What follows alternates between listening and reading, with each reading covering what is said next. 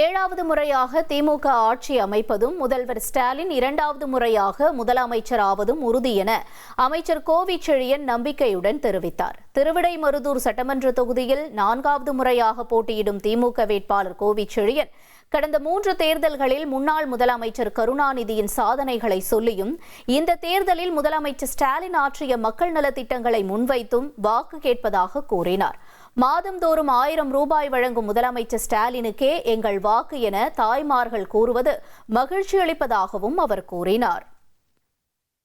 கடந்த காலங்களில் இருந்த அரசியல் கள நிலவரம் சிட்டிங் எம்எல்ஏவாக நான் உணர்ந்தது வேறு.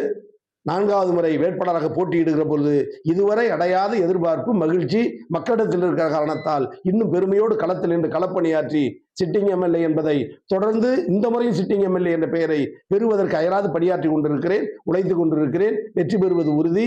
2வது முறை முதலமைச்சர் மு.க. ஸ்டாலின் தமிழ்நாட்டின் முதலமைச்சராக வருவார். 7வது முறை கழகம் ஆட்சி அமைக்கும். இனி செல்லும் இடமெல்லாம் செய்தி. தந்தி டிவியின் வாட்ஸ்அப் சேனலை ஃபாலோ பண்ணினா செல்ல இருக்கும் இடமெல்லாம் செய்தி.